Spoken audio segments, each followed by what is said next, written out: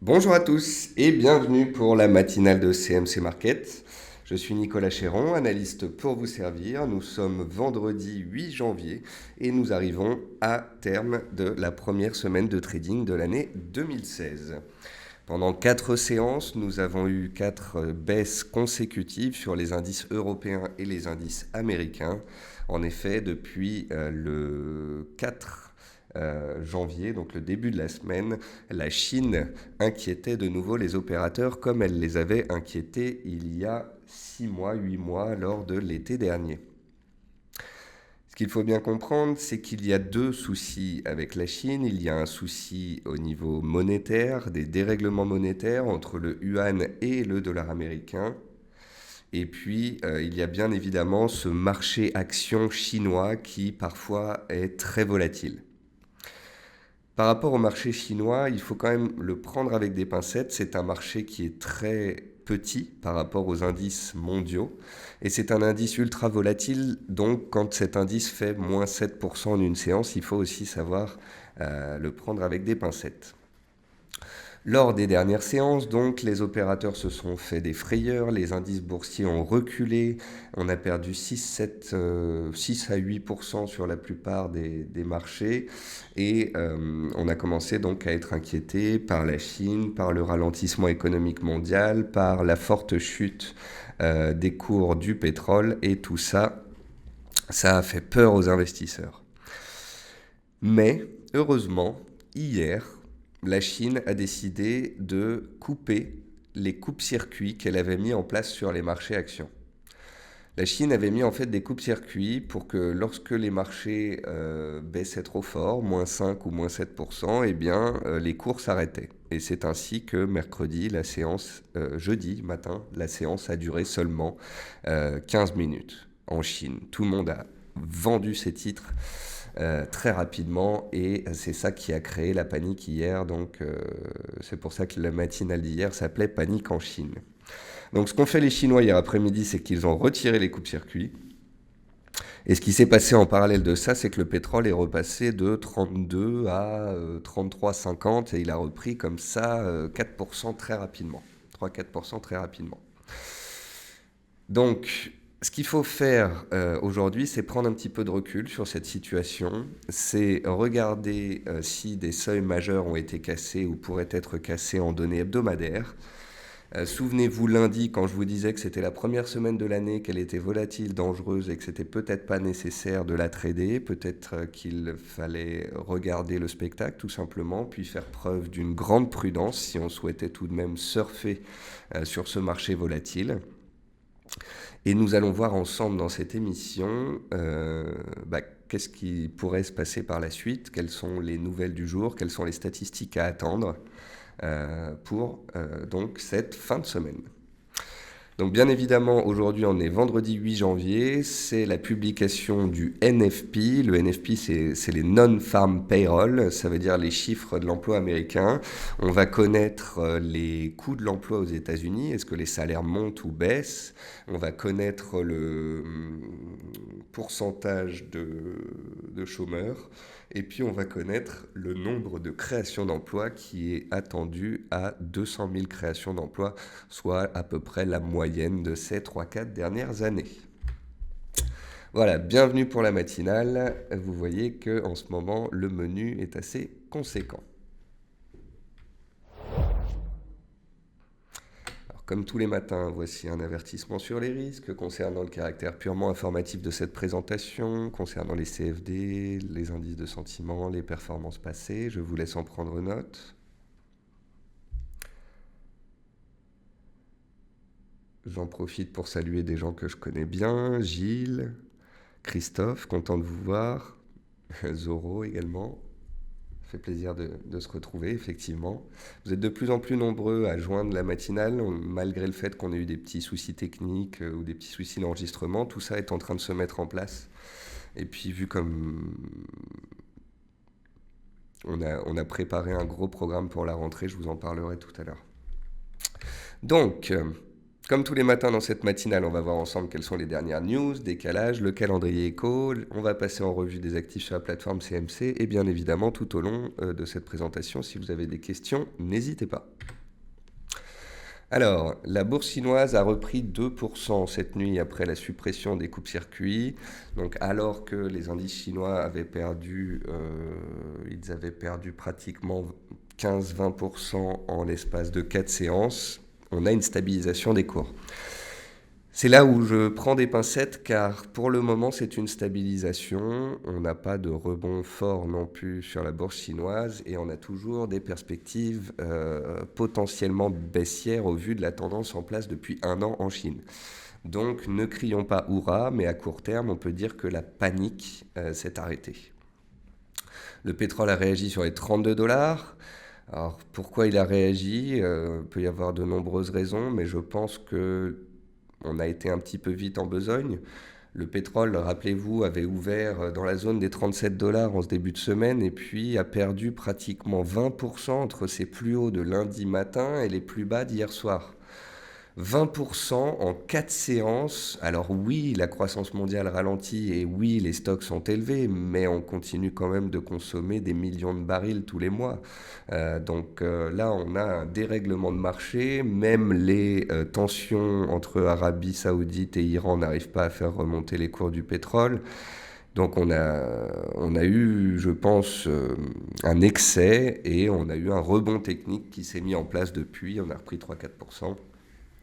C'est la même chose sur la bourse chinoise et sur le pétrole. Pour le moment, on a une stabilisation dans la baisse. Ça ne veut pas dire qu'on a trouvé un point bas et ça ne veut pas dire qu'on va rebondir violemment.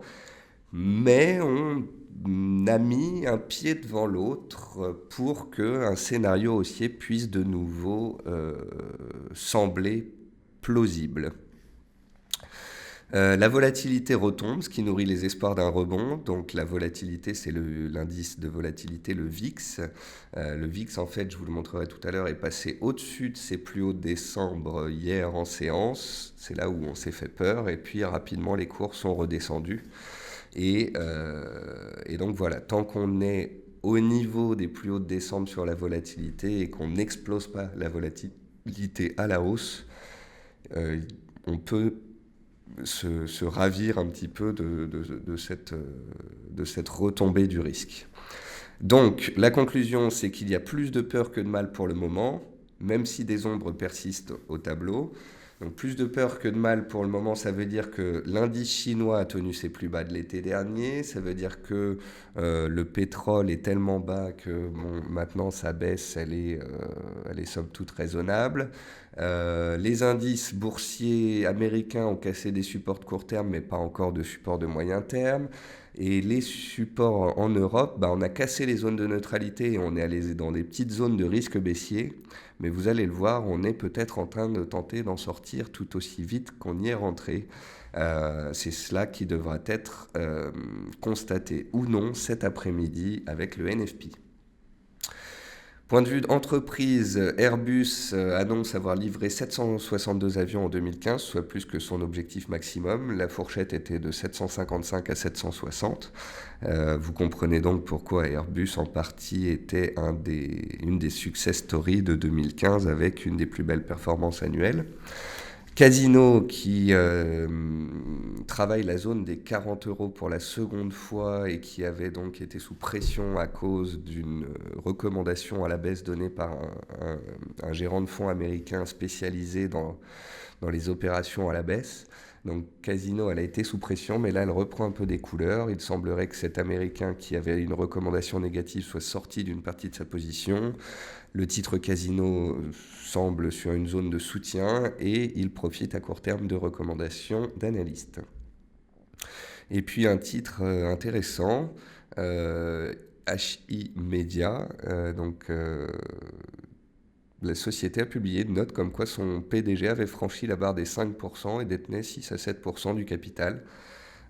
C'est toujours positif pour un titre lorsque le PDG ou l'équipe dirigeante dit racheter ou acheter des actions parce que souvent cela veut dire qu'ils considèrent le prix de l'action comme bas.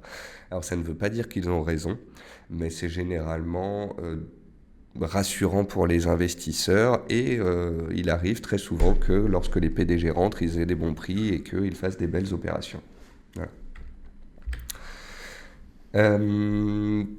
Au niveau des statistiques, donc hier, on a eu des demandes d'allocation chômage US supérieures aux attentes. On a eu un taux de chômage en zone euro qui était meilleur qu'attendu à 10,5 au lieu des 10,7 attendus.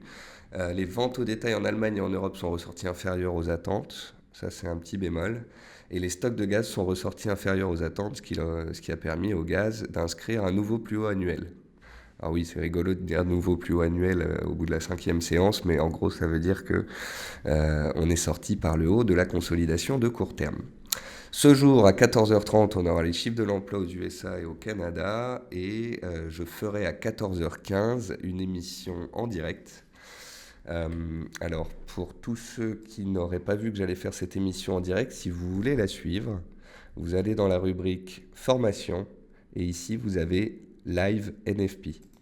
Vous cliquez dessus et vous vous inscrivez dessus. Voilà, cliquez ici pour accéder et vous vous inscrivez comme si vous vous inscriviez à la matinale. C'est un lien différent. D'ailleurs, vous remarquerez que dans la rubrique formation du site CMC, vous avez la matinale aujourd'hui, vous avez le NFP cet après-midi, vous avez un webinaire mardi prochain, vous avez un webinaire jeudi prochain, vous avez un webinaire dans 2 semaines, un séminaire dans nos locaux dans 3 semaines, bref. CMC Market est en train de mettre en place de très nombreuses formations dans les bureaux ou via des webinaires. Vous aurez mon webinaire quotidien, plus des webinaires hebdomadaires, plus des webinaires mensuels spéciaux. J'espère que tout ce programme-là vous plaira. Donc à 14h15, retrouvez-moi effectivement pour un live. Alors, succinctement, voilà où on en est. La volatilité a failli s'envoler au-dessus des plus hauts de décembre, mais elle est en train de retomber. On peut, je pense, tracer une oblique entre tous les plus hauts ici. Voilà. Donc, concrètement, si on a un dérapage sur les marchés asiatiques de nouveau, des cassures de support, et que la volatilité devait dépasser les plus hauts d'hier, on rentrerait vraiment potentiellement dans un marché de peur avec une forte augmentation de la volatilité, des cassures de support, des séances avec des performances négatives de -2, -3, -4, -5%. Il n'y a pas de limite quand la volatilité s'envole. Mais si la volatilité devait redescendre gentiment en direction des zones basses, eh bien la complaisance pourrait être de retour sur les marchés actions et des rebonds techniques, voire des reprises haussières pourraient alors avoir lieu.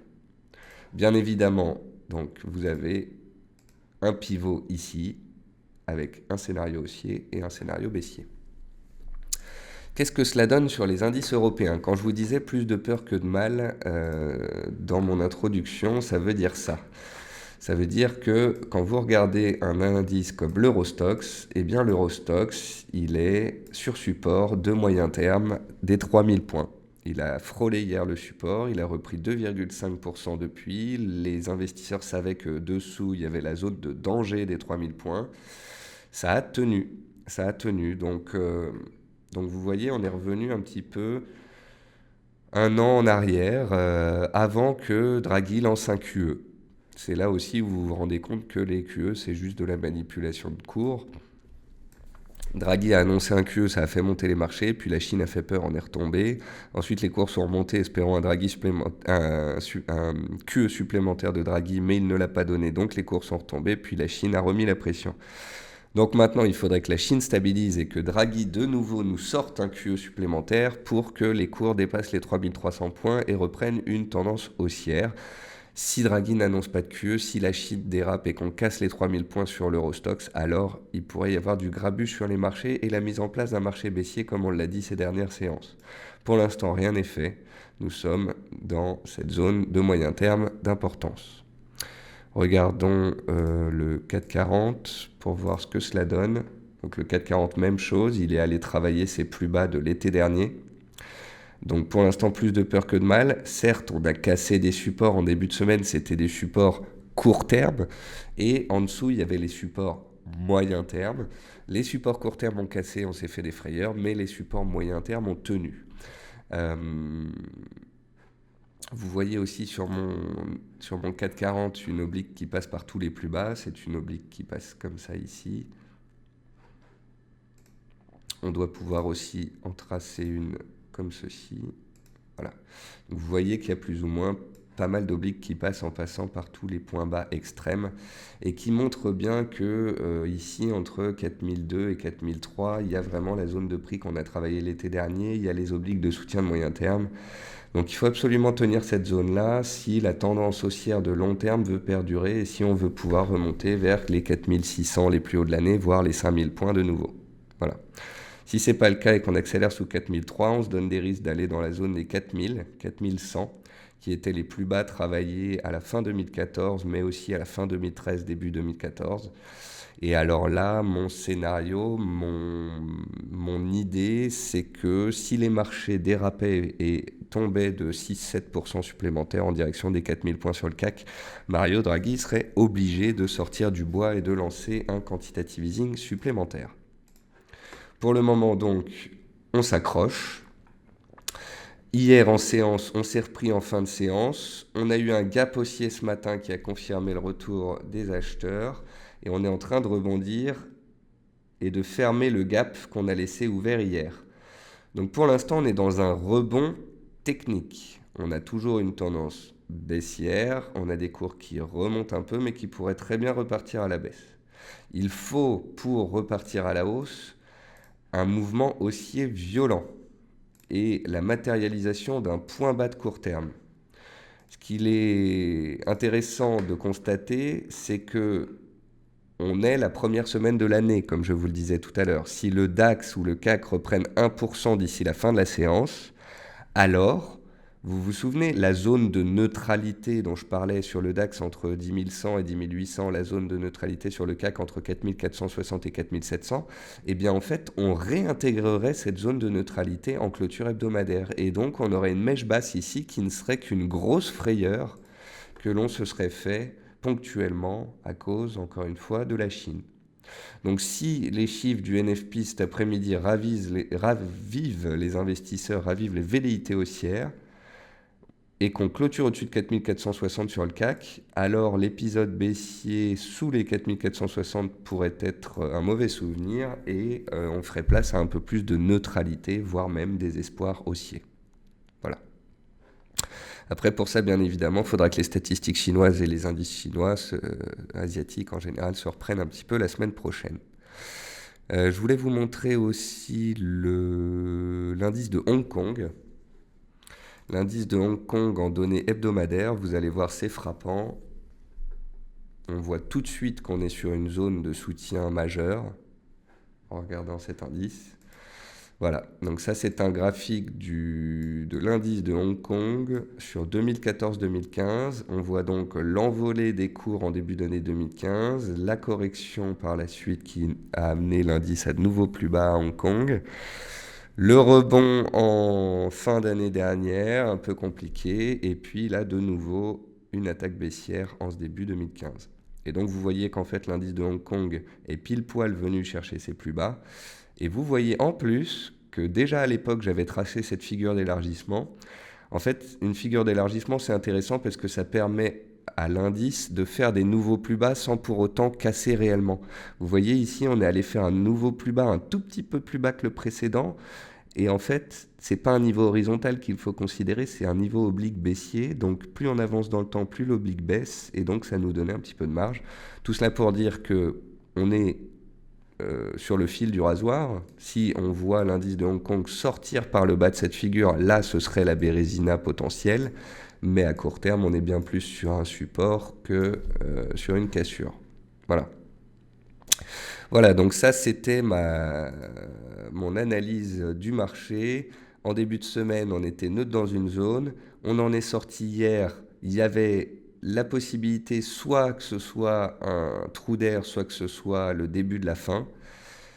Pour le moment, c'est un trou d'air. Le pétrole est remonté, la Chine s'est repris, les investisseurs semblent un petit peu de retour à l'achat, le VIX, la volatilité se calme. Donc voilà, nous avons les espoirs d'une stabilisation de ces marchés après un début d'année très compliqué. Voilà. Donc Jean-Jacques me dit, donc globalement le CAC devrait être baissier en janvier, je pense. Alors oui, potentiellement, il peut être baissier en janvier. Il faudrait qu'il prenne 400 points ou 300 points pour finir dans le vert. Donc il y a de grands risques que janvier soit baissier. Mais est-ce que ce sera très baissier ou tout juste baissier? Eh bien ça, on va rapidement le voir. Alors Jean-Jacques, tu avais dit que la première semaine de janvier indiquerait la tendance du mois. Eh bien c'est bien ça. La première semaine nous indique que janvier va être compliqué, voire même que l'année 2016 va être complexe. Et puis on va voir ce soir et puis en début de semaine prochaine si les acheteurs tentent quelque chose. Concernant les matières premières, donc on a bel et bien un rebond technique du pétrole qui s'est repris hier. Comme je vous l'ai expliqué, il y a un mouvement de rebond technique qui s'est mis en place sur le pétrole après une chute de pratiquement 20% dans la semaine. Bien évidemment, ce rebond de l'appétit pour le risque fait baisser l'or et l'argent, hein, souvenez-vous. L'or et l'argent, on avait dit que c'est des actifs qui pourraient monter s'il y avait de la peur. En début de semaine, je vous ai montré ce triangle sur l'or dont on a fini par sortir. Jusque hier, on montait puisqu'il y avait de la peur. Et puis aujourd'hui, vous voyez que dès que la peur retombe, eh bien, l'or retombe tout aussi sec. Vous remarquerez aussi que l'or ne s'est pas arrêté n'importe où. Il s'est arrêté sur sa moyenne mobile à 100 périodes. Et vous voyez que la moyenne mobile à 100 périodes a déjà bloqué en juillet, en août, en septembre dernier. C'est vraiment une moyenne mobile très utile. Regardez en fait le graphique ici. Vous voyez que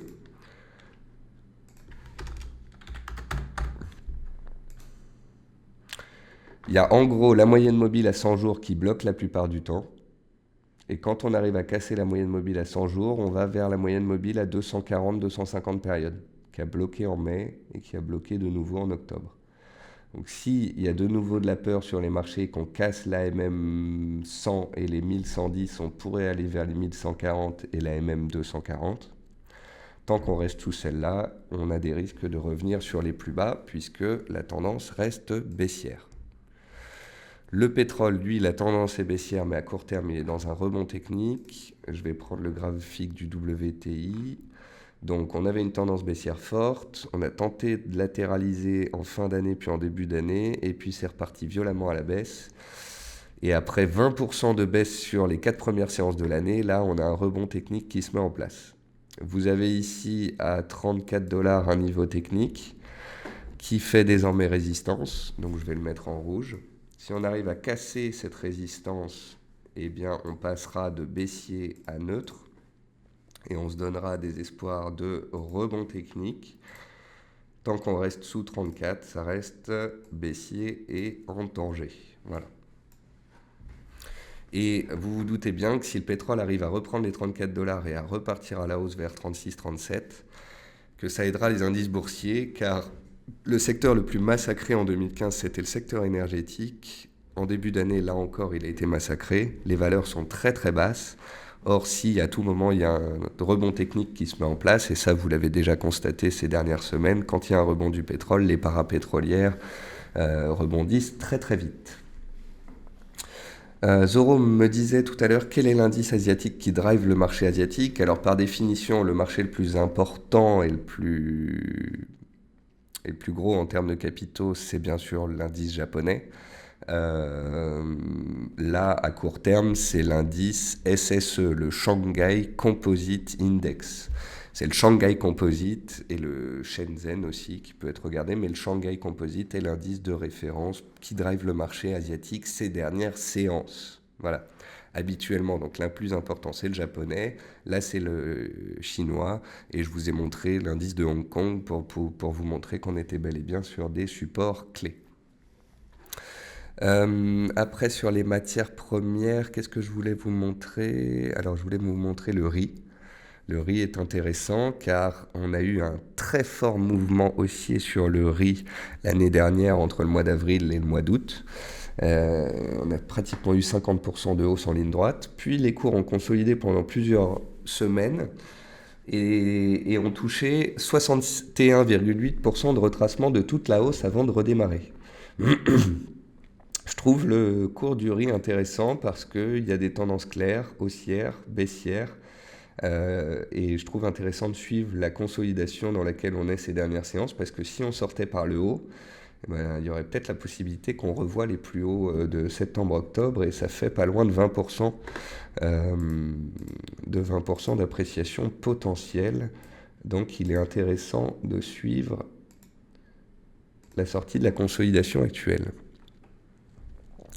Quoi d'autre? Le palladium. Le palladium, lui, c'est un rebond technique. Il a été fortement vendu ces dernières séances et ces dernières semaines. C'est un des métaux les plus vendus cette année. Le gaz a cassé sa résistance hier suite à la publication des stocks de gaz inférieurs aux attentes. Donc je vous avais dit, il y a deux possibilités pour le gaz. Soit il revient sur support en zone d'achat potentiel, soit il casse la résistance pour poursuivre sa dynamique en place. Et quel était le dernier que je voulais vous montrer sur les matières premières? La fève de cacao, c'est ici. Alors, la fève de cacao, l'année dernière, c'était très intéressant parce que c'était très propre. On était dans un range entre 2670 et 3000, donc un range de 10% pendant 3-4 mois. Puis on est sorti pour aller dans un range de 10%, un cran au-dessus, entre 3000 et 3300. Fin d'année, j'ai alerté sur le fait qu'ici, il y avait un chandelier baissier, qu'il y avait eu un gap baissier sous résistance et qu'on pourrait redescendre. Ça a été le cas. On est descendu violemment, on a même cassé le support d'un coup. Là, il y a eu des ventes paniques ces dernières séances. J'attends de voir la clôture de la semaine. Est-ce qu'on va clôturer juste au-dessus du support et donc le préserver ou pas? C'est en tous les cas la fève de cacao sur résistance ou sur support de moyen terme peut être intéressant à suivre. Alors, on a parlé des indices, on a parlé des matières premières. On va regarder les actions dans le palmarès. Alors, Christophe me dit sur le pétrole en journalier, peut-on dire qu'il y a une formation d'épaule, tête-épaule? Comment savoir qu'elle est validée et quels sont ses objectifs? Alors, pour vous répondre, Christophe, une figure en épaule, tête-épaule, ça apparaît à la fin d'une tendance haussière. Donc, vous avez une hausse qui se fait, puis vous avez une épaule, tête-épaule et ensuite une chute.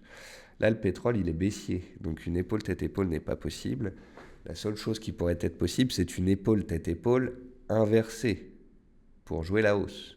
Mais je n'en ai pas encore vu la formation. Alors, je vais quand même prendre la peine de jeter un œil dessus parce que je suis curieux. Une ETE qui débute début 2015, donc ah oui, E, T et E. C'est pas du tout une ETE en fait, parce qu'une ETE c'est une figure qui apparaît à la fin d'une tendance haussière. Que ce soit les chandeliers japonais, que ce soit les figures chartistes, il faut que vous soyez très précis. Il y a des bouquins d'analyse technique à ce sujet, il y a des règles très claires. Une ETE, ça apparaît à la fin d'une tendance haussière. Moi, ce que je vois sur le graphique, c'est qu'on peut tracer une oblique en passant par les plus bas, plus ou moins. Et en 2016, excusez-moi, je pense que le pétrole va être très volatile. C'est-à-dire que je pense que le pétrole peut tout aussi bien aller à 25, mais je pense qu'il peut aussi rebondir de 25 à 40 et prendre donc 60%. Donc je pense que le pétrole dans les trimestres à venir va pas être facile. Je pense que ça sert pas à grand-chose de chercher le point bas parce qu'on ne sait pas s'il va apparaître en 2016 ou en 2017. Oui, le pétrole peut aller à 25, il peut aller à 17, autant qu'il peut aller à 50. Tout dépendra des chiffres macroéconomiques, de la Chine, des émergents, des stocks de pétrole, des températures, des conflits, etc., etc. Là, à court terme, il y a des stocks qui sont impressionnants et puis des températures qui sont clémentes. Vous ajoutez à ça 2-3 chiffres économiques bons et des températures négatives et le pétrole reprend 10%. Voilà. Donc pour l'instant, il n'y a rien de spécial à voir sur le pétrole, si ce n'est qu'il est baissier et qu'il a accéléré cette semaine. On vient d'appuyer sur le frein, il s'est mis en pause, mais il n'y a pas grand-chose à dire de plus. Alors Paul me dit pour info sur CNBC, ils ont dit que Texas Instruments était une des sociétés du Nasdaq les plus impactées par la Chine. Merci Paul. Que vous le sachiez aussi, si le DAX est un des indices qui baisse le plus quand la Chine déraille, c'est parce que l'Allemagne est un des partenaires privilégiés de la Chine. Alors, qu'est-ce qu'on a donc dans le tableau des hausses? On a Ubisoft en premier. Alors, Ubisoft, c'est juste magnifique. Regardez le graphique de moyen terme que j'ai sur Ubisoft. Il y avait un carré ici, et donc on était entre 25 et 28 dans un range. Et j'avais expliqué dans une des analyses que j'ai rédigées en fin d'année, le 31-12, des actifs sous surveillance pour la rentrée, j'ai expliqué dans cette analyse que si ça n'allait pas bien sur les marchés, Ubisoft pourrait baisser violemment d'un coup pour revenir vers ses supports.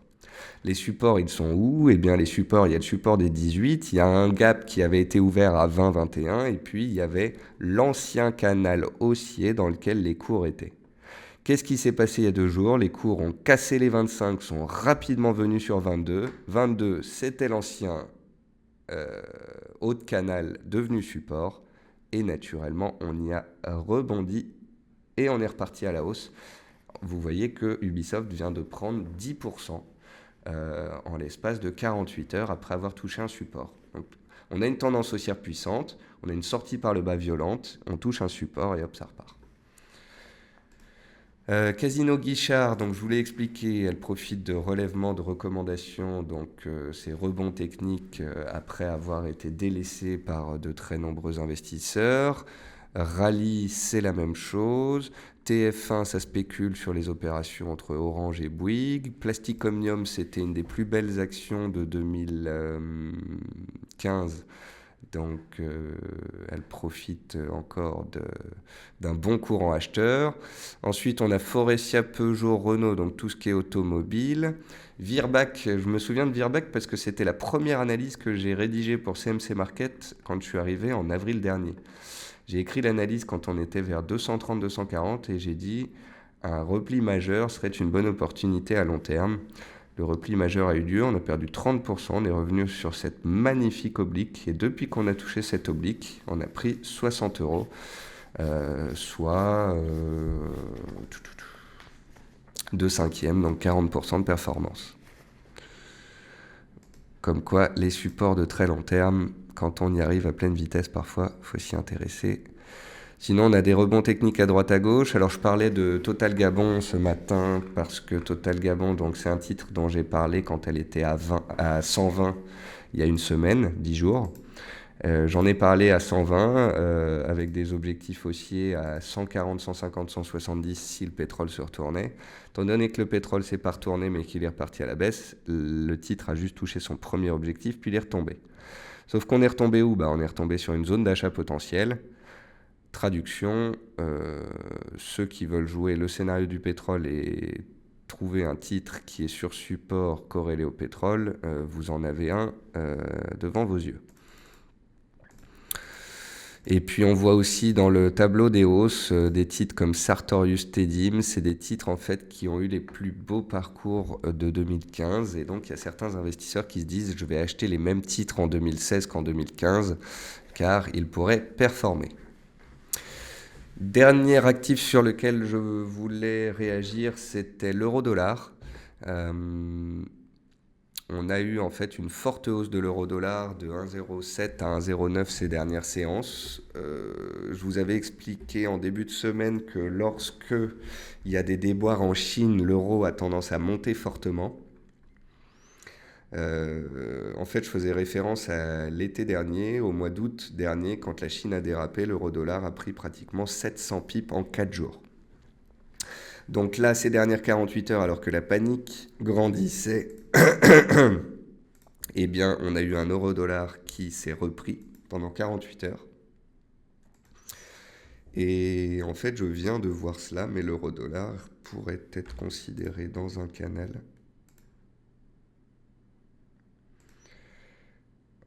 Vous voyez, il y avait une zone à 1,08, une zone à 1,1050, mais on a cassé 1,08, puis on a touché un point, puis on est reparti à la hausse. Donc le fait de considérer les 1,08 comme zone horizontale, je vais le supprimer parce que ça ne me plaît plus. Donc je vais plutôt considérer le canal en place. Et donc s'il y a soit des chiffres bénéfiques pour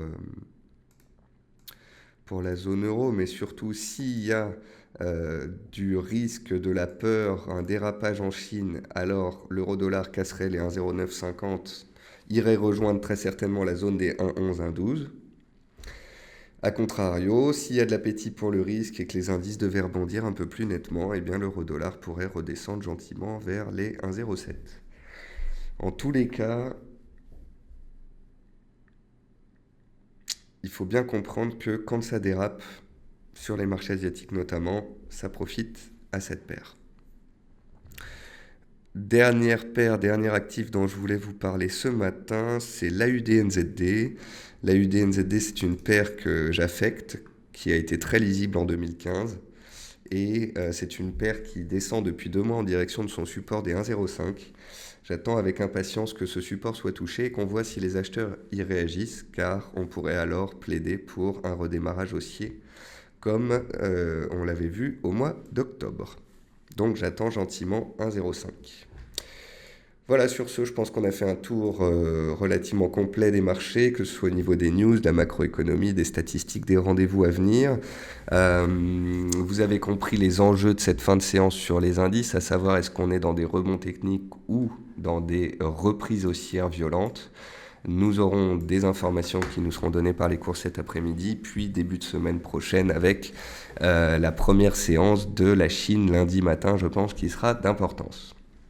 Voilà, sur ce, je vous retrouve à 14h15 pour le live NFP. Pour ceux que je ne retrouverai pas ou qui regardent cette vidéo enregistrée, eh bien, je vous souhaite par avance un bon appétit, une bonne séance. Et puis, bien évidemment, un très très bon week-end. Et je vous retrouve sur les ondes lundi 10h pour la matinale. Bonne journée à tous.